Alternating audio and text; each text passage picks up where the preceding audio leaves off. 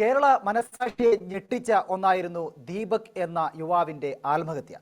അതിന് കാരണക്കാരിയായി പറയപ്പെടുന്ന ഷിംജിത മുസ്തഫ ഇപ്പോൾ പോലീസിന്റെ അറസ്റ്റ് ചെയ്തിരിക്കുകയാണ്. വടകരയുള്ള ബന്ധുവീട്ടിൽ വെച്ചാണ് അറസ്റ്റ് ചെയ്തത്. കോഴിക്കോട് മെഡിക്കൽ കോളേജ് പോലീസാണ് അറസ്റ്റ് ചെയ്തത്.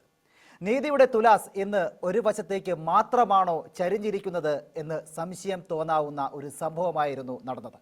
ഒരു കാലത്ത് സ്ത്രീകൾ നേരിട്ടിരുന്ന അതിക്രമങ്ങൾ തടയാൻ രൂപപ്പെടുത്തിയ നിയമങ്ങൾ ഇന്ന് ചിലരിലെങ്കിലും മറ്റൊരു തരത്തിലുള്ള ആയുധമായി മാറുന്നുണ്ട്. അങ്ങനെ ആരെങ്കിലും വിചാരിച്ചാൽ അതിന് കുറ്റം പറയാനുമാകില്ല.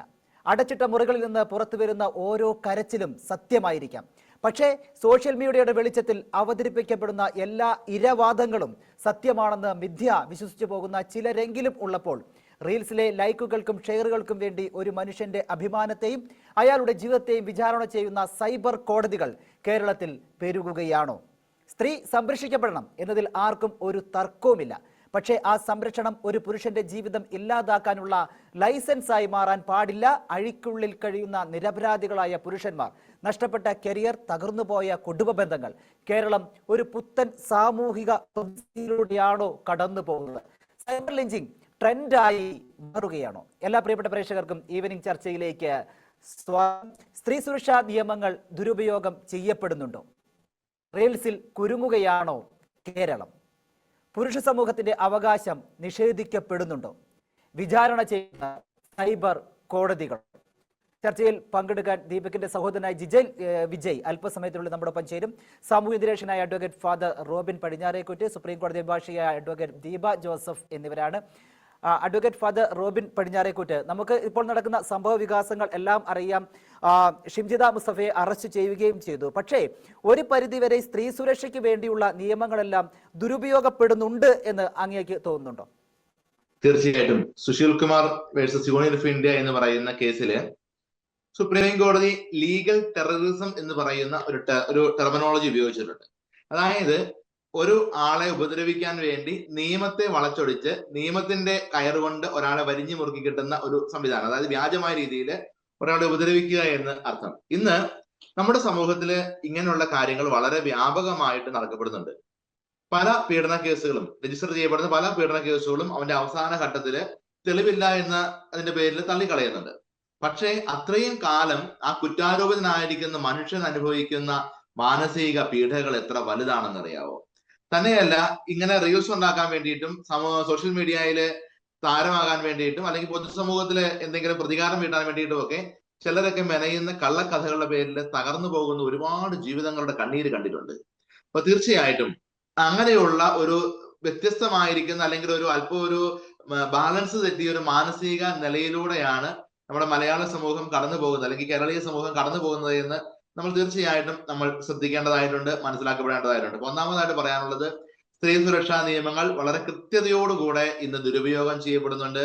പ്രതികാരം തീർക്കാനും വൈറലാകാനും ഒക്കെയായി ഈ നിയമങ്ങൾ വളച്ചൊടിക്കപ്പെടുന്നു. സുപ്രീം കോടതി ഉപയോഗിച്ച ലീഗൽ ടെററിസം എന്ന് പറയുന്ന ആ വാക്ക് അക്ഷരാർത്ഥത്തില് നമ്മുടെ നാട്ടിൽ നിന്ന് നടന്നുകൊണ്ടിരിക്കുന്നു എന്നുള്ളതാണ്. ശരിക്കും പറഞ്ഞ സ്ത്രീ വൾണറബിൾ ആണ്, അവൾ സംരക്ഷിക്കപ്പെടേണ്ടവളാണ് എന്നുള്ള ഒരു അടിസ്ഥാനത്തിൽ നിന്നാണ് വീട്ടിലും നാട്ടിലും സൈബറിടങ്ങളിലും ഒക്കെ സ്ത്രീ സുരക്ഷിതയായിരിക്കണം എന്നൊരു ദർശനത്തിലൂടെയാണ് നമ്മുടെ നാട്ടിലെ എല്ലാ സ്ത്രീ സുരക്ഷാ നിയമങ്ങളും ഇന്ന് വന്നിരിക്കുന്നത്.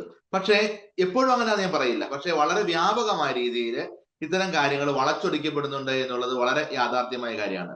രണ്ടാമതായിട്ട് നമ്മൾ ശ്രദ്ധിക്കേണ്ടതായിട്ടുള്ള പ്രധാനപ്പെട്ട മേഖല, ഈ റീൽസ് കാരണം മലയാളികളോട് ജീവിക്കാൻ മേലാത്ത അവസ്ഥയിലേക്ക് എത്തപ്പെട്ടുകൊണ്ടിരിക്കുകയാണ്. എങ്ങനെയെങ്കിലും സോഷ്യൽ മീഡിയയിൽ വൈറലാകാൻ വേണ്ടിയിട്ട് കഷ്ടപ്പെടുന്ന ആളുകളെ ഒരു പ്രത്യേക മാനസിക നിലയിലേക്ക് ഒരുപാട് നമ്മുടെ സ്ത്രീകളും പുരുഷന്മാരും പോയിട്ടുണ്ട് എന്നുള്ളത് തീർച്ചയായിട്ടും മനസ്സിലാക്കപ്പെടേണ്ട ഒരു കാര്യമാണ്.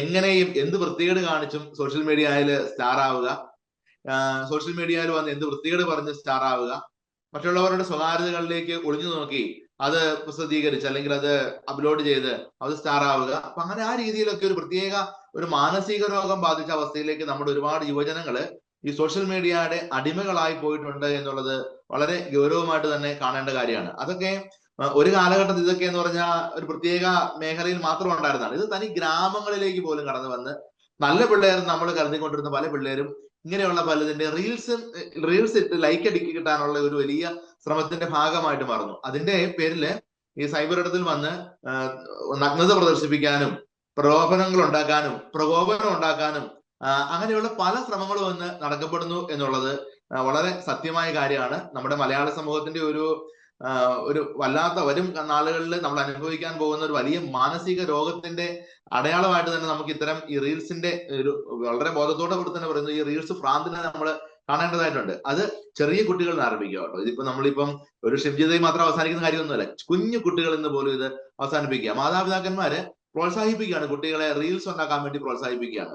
ആ പ്രോത്സാഹനം കഴിഞ്ഞ് സാധാരണ കുഞ്ഞുങ്ങളുടെ പരിപാടികൾ കഴിയുമ്പോൾ ഒരു ലൈക്കിനൊക്കെ പരിമിതിയുണ്ട്. അത് കഴിയുമ്പോൾ കൂടുതൽ കിട്ടാൻ വേണ്ടി പലതും ചെയ്യുന്ന ഒരു അവസ്ഥയിലേക്ക്, പലതും പറയുന്ന ഒരു അവസ്ഥയിലേക്ക് എത്തപ്പെട്ടുകൊണ്ടിരിക്കുന്ന ഒരു അവസ്ഥ. അതുപോലെ തന്നെ ഇത് വളരെ പ്രൊഫഷണൽ ആയിട്ട് ഒരു മൈക്കുമായിട്ട് നടന്ന് എന്ത് വൃത്തികേട് എവിടെയെങ്കിലും പോയി ചോദിച്ച് അത് റീൽസ് ആക്കിയിടുന്ന കുറെ ആളുകൾ. ഇപ്പൊ AI സാങ്കേതിക വിദ്യ കൂടി വന്നതോടുകൂടി AIയും പ്രായോഗികതയും എല്ലാം കൂട്ടിയിണക്കി വൃത്തികേടുകൾ ഉണ്ടാക്കി വിടുന്ന കുറേയേറെ തനി വൃത്തികേടുകൾ തന്നെ പറഞ്ഞു വയ്ക്കുന്ന കുറച്ച് സൈറ്റുകളും ചില പേജുകളും ചില ആളുകളും ഒക്കെ. അതുപോലെ ഒരുപാട് സ്വകാര്യതകളിലേക്കുള്ള കടന്നുകയറ്റം ഇന്ന് ഉണ്ടായിക്കൊണ്ടിരിക്കുന്നു. അപ്പൊ അത് വളരെ ഗൗരവമായിട്ട് തന്നെ കാണണം. മലയാള സമൂഹത്തിന്റെ ഒരു മനോരോഗമായിട്ട് തന്നെ അതിനെ കാണുകയും അതിനെ നമ്മുടെ സാമൂഹ്യ മേഖലയിൽ അത് ചികിത്സ ഉണ്ടാവുകയും ചെയ്യണം. മൂന്നാമതായിട്ട് നമ്മൾ വിധി എഴുതപ്പെടുന്ന കോടതികളായി സൈബർ ഇടങ്ങൾ മാറുന്നുണ്ടോ എന്നുള്ളതാണ്. തീർച്ചയായിട്ടും അങ്ങനെ തന്നെയാണ്. ഏത് കേസ് വന്നാലും കോടതിയിൽ അതിന്റെ വിസ്താരം ആരംഭിക്കുന്നതിന് മുമ്പ് നമ്മുടെ സൈബർ ഇടങ്ങൾ അല്ലെങ്കിൽ നമ്മളുടെ സോഷ്യൽ മീഡിയ അതിന് വിധി എഴുതി കഴിയും. ഇത് ഇങ്ങനെ ആയേ പറ്റുള്ളൂ, ഇത് ഇങ്ങനെ ആയിരിക്കും എന്ന രീതിയിൽ വിധി എഴുതി കഴിയുന്ന ഒരു അവസ്ഥയിലേക്ക് എത്തപ്പെടുകയാണ്. അവിടെ നമുക്ക് നിയമങ്ങളോ സാധ്യതകളോ ഒന്നുമില്ല. പൊതുസമൂഹം എന്ത് വിചാരിക്കുന്നോ അതായിരിക്കണം ശരിയെന്ന് പറയുന്ന ഒരു അവസ്ഥയിലേക്ക് എത്തപ്പെടുന്നു. ആരെയും അപമാനിക്കാൻ വേണ്ടി യാതൊരു മടിയില്ലാത്ത, ആരെക്കുറിച്ചും എന്ത് കള്ളക്കഥകളും എന്ന് പറയാനായിട്ട് ബുദ്ധിമുട്ടില്ലാത്ത, മനുഷ്യന്റെ അഭിമാനത്തെ ചോദ്യം ചെയ്യുന്ന ഒരു അവസ്ഥയിലേക്കൊക്കെ നമ്മുടെ സമൂഹം മാറുന്നുണ്ട് എന്നുള്ളത് വലിയ ഞെട്ടലോടുകൂടെ തിരിച്ചറിയപ്പെടേണ്ട ഒരു യാഥാർത്ഥ്യമാണ്. തീർച്ചയായിട്ടും. അതായത് കോടതി അല്ലെങ്കിൽ നിയമം കുറ്റക്കാര് എന്ന് വിധിക്കുന്നതിന് മുമ്പ് തന്നെ സമൂഹം കുറ്റക്കാരെന്ന് വിധിക്കുകയും ചാപ്പ കുത്തുകയും ചെയ്യുന്ന ഒന്നായി മാറിക്കൊണ്ടിരിക്കുകയാണോ എന്ന് ഈ സമൂഹം എന്ന വലിയൊരു ആശങ്കയാണ് ഫാദർ ഇപ്പോൾ നമ്മളോട് പങ്കുവെച്ചത്. അഡ്വക്കേറ്റ് ദീപ ജോസഫ്, ഈ സൈബർ ലിഞ്ചിങ് എന്ന് പറയുന്ന ഒരു കാര്യമുണ്ട്. അതായത് ഇപ്പോൾ റീൽസൊക്കെ എടുക്കുന്ന ആളുകൾ ഒരു വ്യക്തിയെ സമൂഹത്തിന് മുന്നിലേക്ക് നിങ്ങൾ വിധിച്ചുകൊള്ളൂ അല്ലെങ്കിൽ നിങ്ങൾ ശിക്ഷിച്ചുകൊള്ളൂ എന്ന് പറഞ്ഞ് ഇട്ടുകൊടുക്കുന്ന ഒരു പ്രവണത, ഒരു രാഷ്ട്രീയ പാർട്ടി ആയിക്കോട്ടെ അല്ലെങ്കിൽ ഒരു കൂട്ടം ആളുകളായിക്കോട്ടെ, ഒരു ചാപ്പ കുത്തി ഒരാളെ മുദ്ര കുത്തുന്നതാണ് സൈബർ ഇടങ്ങളിൽ ഇപ്പോൾ കാണുന്നത്. ഇതിന് ഇരയാകുന്നവരുടെ വേദനകൾ, അവർക്ക് പറയാനുള്ളത് എന്ത് എന്ന് പോലും സമൂഹം ഇപ്പോൾ നോക്കുന്നില്ല. അത് എന്റെ കാര്യത്തിൽ തന്നെ വളരെ ശരിയായ ഒരു കാര്യമാണ്. കാരണം ഈ 2025 December 10 I got an invitation from Vatican to meet with the Pope.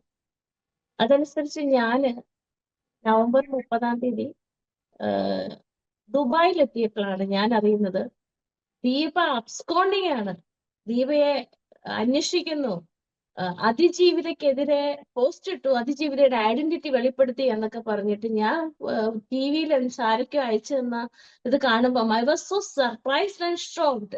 Allegations അക്യൂസേഷനായി മാറുന്ന ഒരു വലിയ സംഭവം.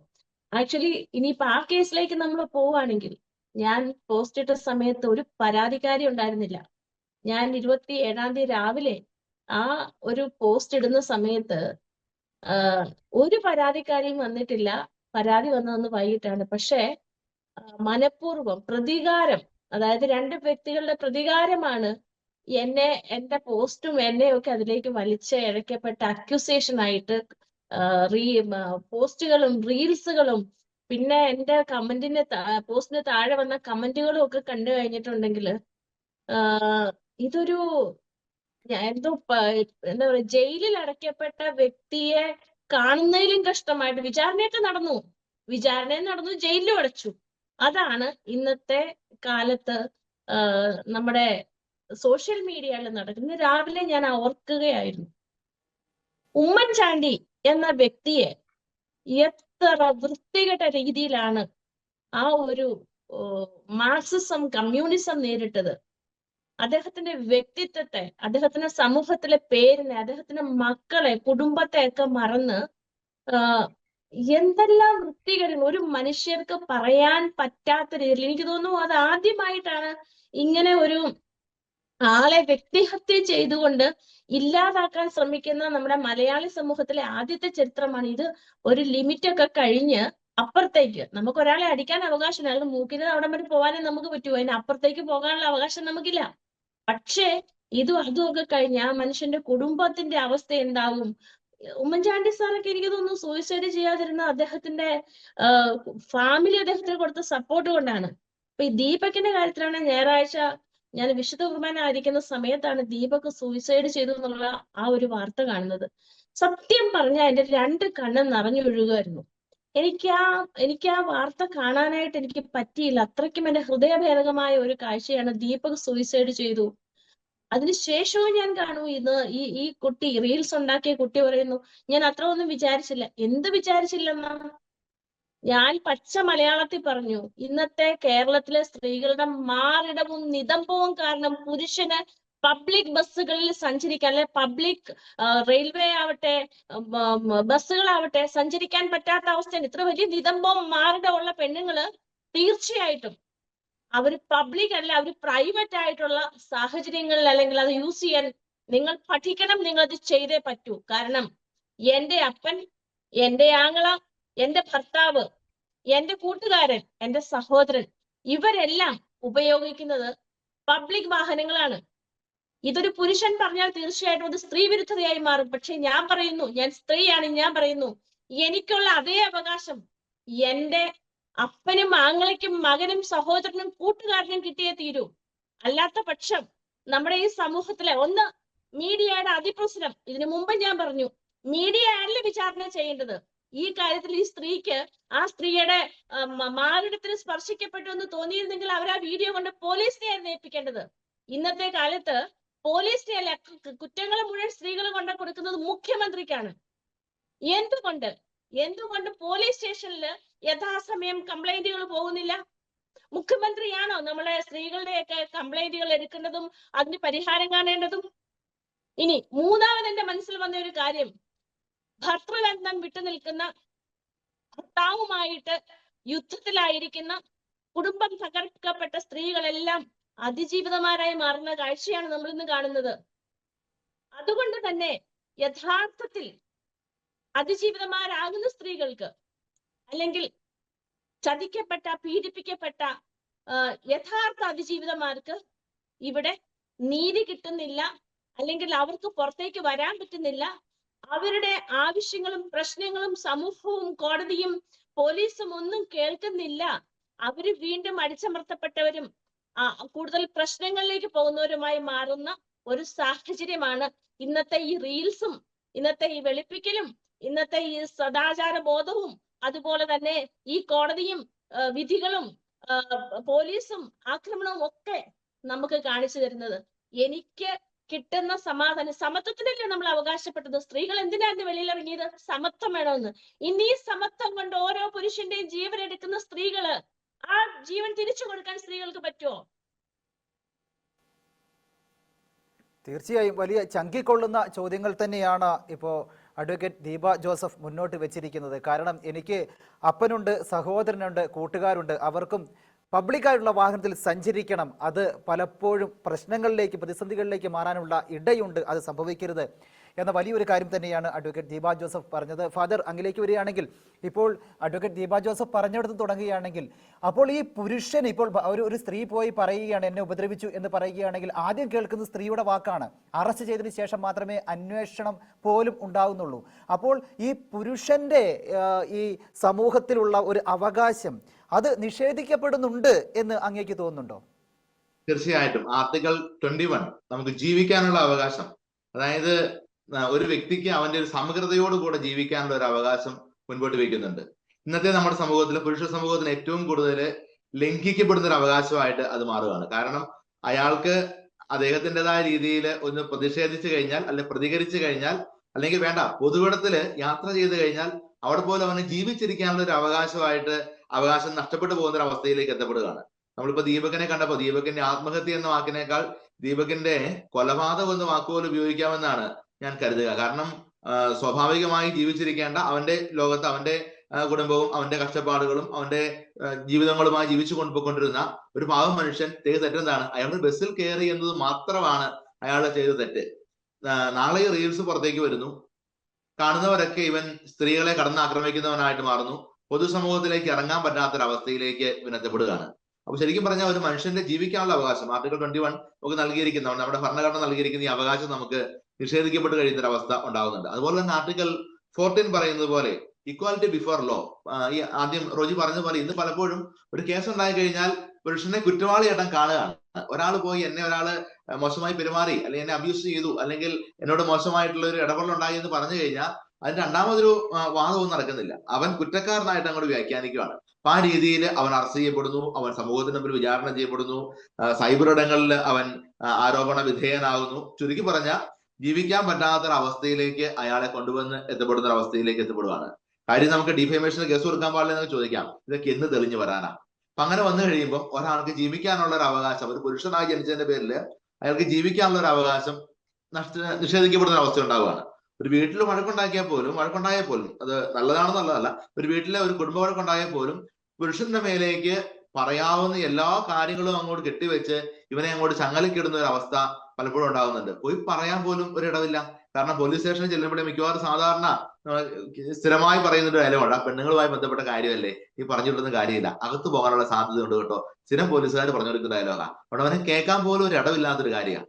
ഇനി മറ്റേതെങ്കിലുമൊക്കെ സ്ഥലങ്ങളിൽ ചെന്ന് പറയുമ്പോൾ ഒക്കെ അത് കേൾക്കാൻ പോലും പലർക്കും പേടിയാണ്. കാരണം ഇനി ഇതിനകത്ത് കടപെടാൻ പോയിട്ടുണ്ടെങ്കിൽ വലിയ ബുദ്ധിമുട്ടാവുമല്ലോ. അതുകൊണ്ട് തന്നെ ശരിക്കും പറഞ്ഞാൽ ഈ പുരുഷന്മാർക്ക് ഇങ്ങനെ ജീവിക്കാൻ പറ്റാത്തൊരവസ്ഥ ഉണ്ടാകുന്നുണ്ടെന്നുള്ളതാണ്. പിന്നെ നമ്മൾ ഉപയോഗിക്കുന്ന അതിജീവിത എന്ന വാക്ക്, ഇത് ശരിക്കും പറഞ്ഞാൽ അതിജീവിത എന്ന് പറയുന്ന വാക്ക് അതിന്റെ എല്ലാ യഥാർത്ഥ സെൻസും കളഞ്ഞ് വല്ലാത്തൊരു കോമഡി ആയിട്ട് മാറിയിരിക്കുന്ന ഒരു അവസ്ഥ ഇന്നുണ്ടെന്നുള്ളത് സത്യ.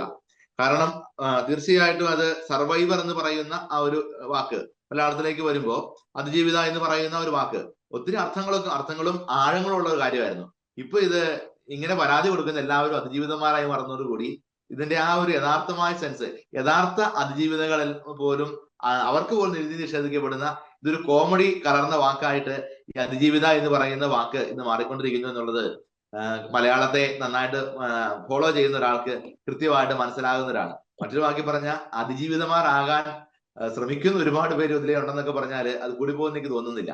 കാരണം അങ്ങനെയൊക്കെയുള്ള സ്ഥലങ്ങളിൽ ഇപ്പൊ ഇങ്ങനെയുള്ള സാഹചര്യങ്ങൾ ഉണ്ടാകുമ്പോൾ ഈ പുരുഷന്മാർക്ക് ജീവിക്കാനുള്ള ഒരു അവകാശം നിഷേധിക്കപ്പെടുന്ന ഒരു അവസ്ഥ ഉണ്ടാകുന്നുണ്ട്. അത് എല്ലാ ഇടങ്ങളിലും ഉണ്ട്. തൊഴിലിടങ്ങളിലാണെങ്കിലും ബസ്സിലാണെങ്കിലും സൈബർ ഇടത്തിലാണെങ്കിലും പേടിയോടുകൂടെ ജീവിക്കുന്ന ഒരു അവസ്ഥ നമുക്ക് ഉണ്ടാകുന്നുണ്ട് എന്നുള്ളത് യാഥാർത്ഥ്യമാണ്. അതായത് എങ്ങനെയെങ്കിലും ഏതെങ്കിലും ഒരു സാഹചര്യത്തില് ഒരു സ്ത്രീയുടെ മുമ്പിൽ പെട്ടുപോയി കഴിഞ്ഞാൽ ഇവൻ ഏതൊരവസ്ഥയിലേക്ക് എത്തപ്പെടും എന്നുള്ളത് പറയാൻ മേലാത്തൊരവസ്ഥയിലേക്ക് എത്തപ്പെടും.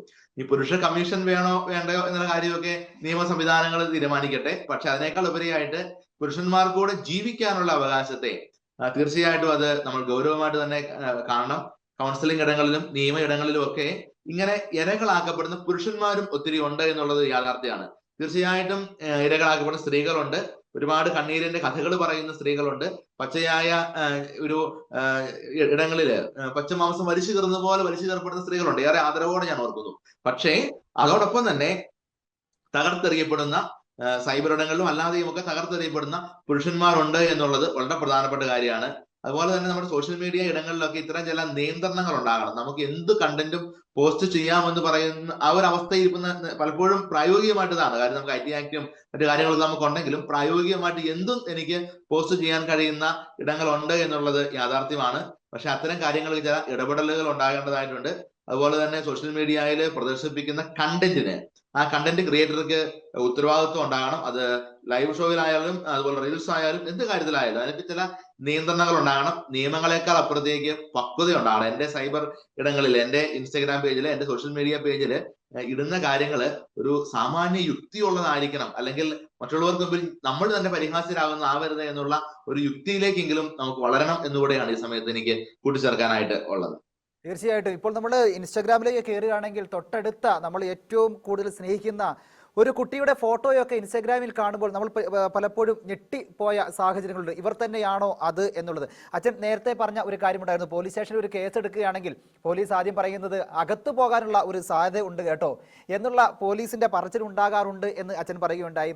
മാം, ഞാൻ മാമിലേക്ക് വരികയാണ്. അതായത് ഈ അന്വേഷണത്തിൽ ഇപ്പോൾ ഒരു കേസ് വന്നു കഴിഞ്ഞാൽ ഈ പോലീസ് അന്വേഷണത്തിൽ ഒരു സുതാര്യത വേണം എന്ന് നമുക്ക് തോന്നുന്നില്ലേ? കാരണം ഇടപെടുന്ന കാര്യം കേൾക്കുന്നു, ഉടനെ തന്നെ ചത്തത് കീചകനാണ്, കൊന്നത് ഭീമനാണെന്ന് പറയുന്നത് പോലെ ഉടനെ തന്നെ കേസെടുക്കുന്നു, അന്വേഷണം മറ്റുള്ള കാര്യങ്ങളൊന്നുമില്ല.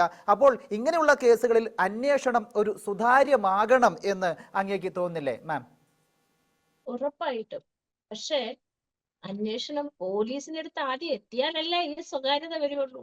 ആദ്യം ഇത് സോഷ്യൽ മീഡിയ അല്ല ഇത് ചർച്ച ചെയ്യുന്നത്. ആദ്യം ആദ്യം ഇത് ചർച്ച ചെയ്യുന്നത് സോഷ്യൽ മീഡിയയിലായതുകൊണ്ട് പോലീസിന്റെ അടുത്ത് ആദ്യം അന്വേഷണം എത്തണം. എന്റെ ഒരു വ്യക്തിപരമായ അഭിപ്രായം എന്താണെന്ന് പറഞ്ഞാൽ, പ്രത്യേകിച്ച് ഈ മാതിരി കേസുകളിൽ ആദ്യം ഇൻവെസ്റ്റിഗേഷൻ, അതിനുശേഷം അറസ്റ്റ്. മറ്റു രാജ്യങ്ങളിലൊക്കെ ചെയ്യുന്നത് പോലെ ആദ്യം ഇൻവെസ്റ്റിഗേഷൻ നടന്നിട്ട് വേണം അറസ്റ്റ് നടക്കാൻ. പക്ഷെ ഇവിടെ അങ്ങനെയല്ല. ആദ്യം അറസ്റ്റ്, ദെൻ ഇൻവെസ്റ്റിഗേഷൻ. അപ്പോഴത്തേക്ക് ഒരു മനുഷ്യനുണ്ടായിരുന്ന അവൻ ഈ ജീവിതത്തിൽ അതുവരെ ഉണ്ടാക്കിയ അവന്റെ പേര്, അവന്റെ സമ്പത്ത്, അവന്റേതായ വ്യക്തിബന്ധങ്ങൾ എല്ലാം തീർന്നിരിക്കും. അതായത് ഒരു മനുഷ്യനെ കംപ്ലീറ്റ്ലി ഇല്ലാതാക്കിയിട്ടാണ് പിന്നെ ഈ കേസ് മുന്നോട്ട് പോകുന്നത്. അപ്പോൾ വർഷങ്ങൾ കഴിഞ്ഞു കഴിയുമ്പോൾ, അച്ഛൻ പറഞ്ഞതുപോലെ വർഷങ്ങൾ കഴിഞ്ഞു കഴിയുമ്പം അവന്റെ കേസിൽ അവൻ നിരപരാധിയാണെന്ന് തെളിയിക്കപ്പെട്ട് വന്നു കഴിയുമ്പോൾ അവന് ജീവിക്കാനുള്ള ഒരു സാഹചര്യം ഈ സമൂഹത്തിൽ ഇല്ലാതെ വരുന്നു. ഞാൻ പറയുന്നത് സ്ത്രീകൾ പീഡിപ്പിക്കപ്പെടുന്നില്ല എന്നല്ല, പുരുഷന്മാരെല്ലാവരും നല്ലവരാണെന്നുമല്ല. ഇപ്പൊ ഞാൻ ഇവിടെ യൂറോപ്പിൽ വന്നിട്ട് ഇപ്പൊ 2-2.5 മാസമായി. ഞാൻ പ്രൈവറ്റ് ബസ്സുകളിൽ പോകുന്നു, പബ്ലിക് ബസ്സുകളിൽ പോകുന്നു, ട്രെയിനിൽ പോകുന്നു. ട്രെയിനിലൊക്കെ നിങ്ങൾക്കൊക്കെ അറിയാവുന്ന ഒരു ബോഗിയിൽ ചിലപ്പം ഒരു സ്ത്രീയും ഒരു പുരുഷനും, അല്ല 2 പുരുഷന്മാരും, അത്രയൊക്കെ ഉണ്ടാവാറുള്ളൂ. എത്ര സേഫ് ആയിട്ടാണ് രാത്രി കാലങ്ങളിൽ നമ്മൾ ട്രെയിനിൽ യാത്ര ചെയ്യുന്നത്. ആ സേഫ്റ്റി കേരളത്തിലോ ഇന്ത്യയിലെ ഏതെങ്കിലും സംസ്ഥാനങ്ങൾക്കോ ഉണ്ട് എന്ന് ഒരു ലോയറായ, സാമൂഹിക പ്രവർത്തകയായ, അമ്മയായ ഈ സ്ത്രീക്ക് പറയാൻ, അതായത് എനിക്ക് പറയാൻ കഴിയില്ല, എനിക്ക് ഉറപ്പില്ല.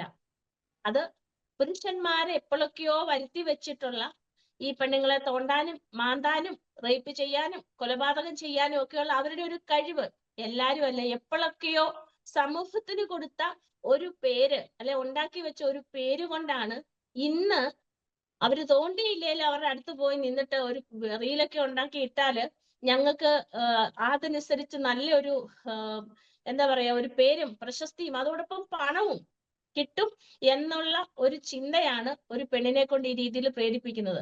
സാധാരണ ഇപ്പൊ നമുക്ക് ദീപകിന്റെ കാര്യം എടുക്കാം. സാധാരണഗതിയിൽ അത് ഒരു സ്ത്രീക്ക് പറ്റി നമ്മൾ എന്താ പറയും? സഹോദര ഒന്ന് മുന്നോട്ട് മാറി നിൽക്കൂ, അതല്ലേ നമ്മൾ പറയാൻ പോകുന്നേ. ഉടനെ റീൽ എടുക്കുകയാണോ ചെയ്യുന്നത്? ഓക്കെ, ഇനി റീൽ എടുത്തു തന്നെ കരുതുക. എന്നെ തീർച്ചയായിട്ടും ആ പുരുഷൻ മുട്ടി, റീൽ എടുത്തു, ഞാൻ എന്ത് ചെയ്യണം? ഇത് പോലീസ് സ്റ്റേഷനിൽ കൊണ്ട് കൊടുത്തിട്ട് കംപ്ലൈന്റ് ആക്കണം, ഇത് ഇങ്ങനൊരു സംഭവം ഉണ്ടായിട്ടുണ്ട്. അപ്പൊ അവരിത് ശാസ്ത്രീയമായ തെളിവുകളിലൂടെ അവർ നോക്കും ഇത് ശരിയോ തെറ്റോ എന്ന് നോക്കിയിട്ട്, അഥവാ തെറ്റ് ഈ പുരുഷന്റെ സ്ഥാനത്ത് നിന്നുണ്ടായിട്ടുണ്ടെങ്കിൽ ആ പുരുഷനെ വിളിപ്പിക്കും, ഇതിന്റെ കാര്യകാരണം അന്വേഷിക്കും, അത് കേസാക്കും, FIR ആക്കും. അപ്പൊ എന്താവും? ആ പുരുഷനും പോലീസും മാത്രം അറിയുന്ന ഒരു കേസാണ് ആ സ്ത്രീയും. പക്ഷേ നമ്മൾ പോകേണ്ട വഴി കൂടെ നടന്നു പോകാതെ നമ്മൾ വേണ്ടാത്ത വഴി കൂടെ എല്ലാം നടന്നു പോയിട്ട് അവസാനം വന്ന് സൈബറിടത്തിൽ ഇപ്പൊ നമ്മൾ കണ്ട ഒരു കാര്യമുണ്ട്. നമുക്ക് സമൂഹത്തിന് ഒരു മാന്യതയുണ്ട്. എനിക്ക് പ്രായപൂർത്തിയായി, എനിക്ക് വികാരവും വിചാരവും ഒക്കെ ഉണ്ടെങ്കിൽ ഞാൻ എന്ത് ചെയ്യണം? കല്യാണം കഴിക്കണം, അല്ലെ? കല്യാണം കഴിച്ചിട്ട് ഞാൻ എന്റെ കുടുംബജീവിതം ആ രീതിയിൽ നയിക്കണം. അത് നമ്മുടെ എവിടെയൊക്കെയോ അസ്വാരസ്യങ്ങളും നമ്മുടെ ബന്ധങ്ങളിലെ വിള്ളൽ വീണതും നമ്മുടെ കുടുംബജീവിതവും അല്ലെങ്കിൽ നമ്മൾ കണ്ടു വളർന്ന സാഹചര്യവും അല്ലെങ്കിൽ നമ്മൾ എവിടെ നിന്നൊക്കെയോ വായിച്ചതും കേട്ടതുമായ നമ്മുടെ ഒരു ജീവിതത്തിൻ്റെതായ ഒരു അർത്ഥതലങ്ങള് പൊടിഞ്ഞ് നാനാർത്ഥങ്ങളായി മാറിയപ്പോഴുണ്ടായ കുടുംബത്തിൻ്റെതും സമൂഹത്തിൻ്റെതുമായ കുറെ പ്രശ്നങ്ങളില് ഇന്ന് നമ്മൾ അനുഭവിക്കുന്ന കേരളത്തിലെ 100% സംഭവങ്ങൾ ഇതുമായിട്ട് ബന്ധപ്പെട്ടതാണ്.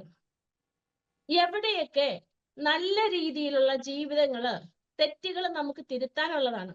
തെറ്റ് തിരുത്തുന്നത് ദൈവികമാണ്, തെറ്റിൽ തന്നെ തുടരുന്നത് പൈശാചികവും. പക്ഷേ നമ്മള് ഇപ്പൊ ഭർത്താവിനെ ഉപേക്ഷിച്ച് വീട്ടിൽ പോകുന്നത് തെറ്റല്ല. ഇന്നത്തെ കാലത്ത് ഡിവോഴ്സ്, ഇപ്പൊ ഞാനും അച്ഛനും ഒക്കെ ഞങ്ങൾ എല്ലാവരും നിയമം കൈകാര്യം ചെയ്യുന്നവരാണ്. ഞങ്ങള് കോടതികളില് ഇഷ്ടം പോലെ, എനിക്കൊന്നും ഒരു പുരോഹിതൻ കൈകാര്യം ചെയ്യുന്നതിനേക്കാളിൽ കൂടുതൽ വിവാഹമോചനങ്ങൾ നടത്തി കൊടുക്കുന്നവർ ഞങ്ങളാണ്.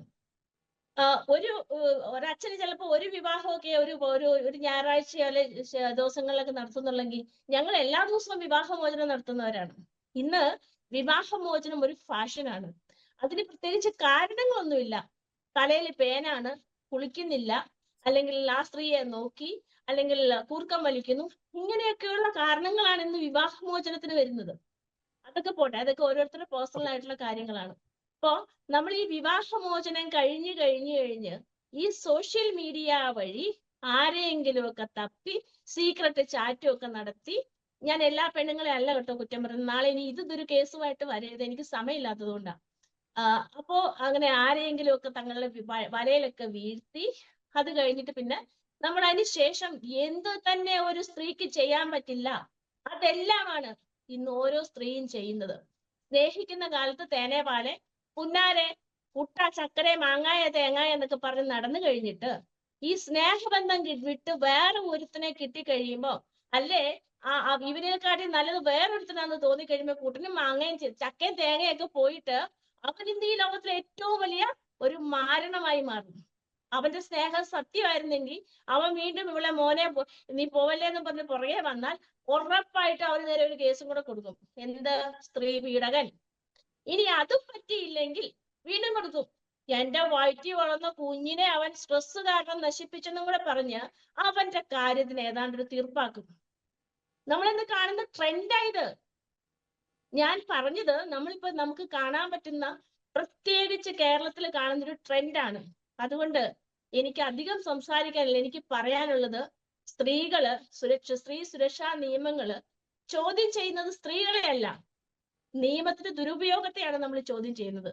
അതുപോലെ തന്നെ ഈ ഫോൾസ് കേസും ഒക്കെ ആയിട്ട് വരുന്ന പെണ്ണുങ്ങളായാലും ആണുങ്ങളായാലും അത് ഫോൾസ് ആണെന്ന് മനസ്സിലായാൽ അവരെ ശിക്ഷിക്കുവാൻ കോടതി അമാന്തം കാണിക്കരുത്. അങ്ങനെ അമാന്തം കാണിച്ചാൽ യഥാർത്ഥ സ്ത്രീ പീഡനത്തിൽപ്പെട്ട കേസുകൾക്ക് വിശ്വാസം നഷ്ടപ്പെടും. അതുപോലെ തന്നെ യഥാർത്ഥ അതിജീവിതമാർക്ക് മുന്നോട്ട് വരാനും അതുപോലെ തന്നെ അവർക്ക് നീതി കിട്ടാനുമുള്ള സാഹചര്യങ്ങൾ സമൂഹത്തിൽ ഇല്ലാതെയാവും. അവര് വീണ്ടും സ്ട്രെസ്സിലും ടെൻഷനിലും ഒക്കെ പെട്ട് ജീവിതകാലം മുഴുവൻ അവർ അതിജീവിതന്മാരായി മാറും. ദയവായി സോഷ്യൽ മീഡിയക്ക് ഒരു പരിധി കൽപ്പിക്കുക. എവിടം വരെ പോകാം, അവർക്ക് ജഡ്ജ് ചെയ്യാൻ. ഇന്നിപ്പോ എല്ലാ കാര്യങ്ങളും ചർച്ച ചെയ്യുന്നത് സോഷ്യൽ മീഡിയയിലാണ്. അവരാണ് ഒരു കേസിന്റെ തീർപ്പ് കൽപ്പിക്കുന്നത്, ജഡ്ജ് ചെയ്യാവുന്നതും ജയിലിലേക്ക് വിടുന്നതും. ഇപ്പൊ ഇന്നലെ ഞാനൊരു വാർത്ത കണ്ടു. ആ വാർത്ത ഇങ്ങനെയായിരുന്നു. ഒരു ചാനലിന്റെ പേര് പറയുന്നില്ല. ആ ചാനലിന് ഭയങ്കര ഹോട്ടായിട്ടൊരു ന്യൂസ് കിട്ടി. അപ്പൊ ഞാൻ വിചാരിച്ചു എന്തായിരിക്കും അപ്പൊ യൂറോപ്പിലിരുന്ന് ഞാൻ നോക്കി എന്താണ് അവർക്ക് ഹോട്ടായിട്ടുള്ള ന്യൂസ്. ദീപക് ബസ്സിൽ കയറുന്ന ന്യൂസാണ് അവർക്ക് കിട്ടിയത്. ദീപക് ബസ്സിൽ കയറുന്നു. ഇതൊക്കെ ഒരു വാർത്തയാണോ?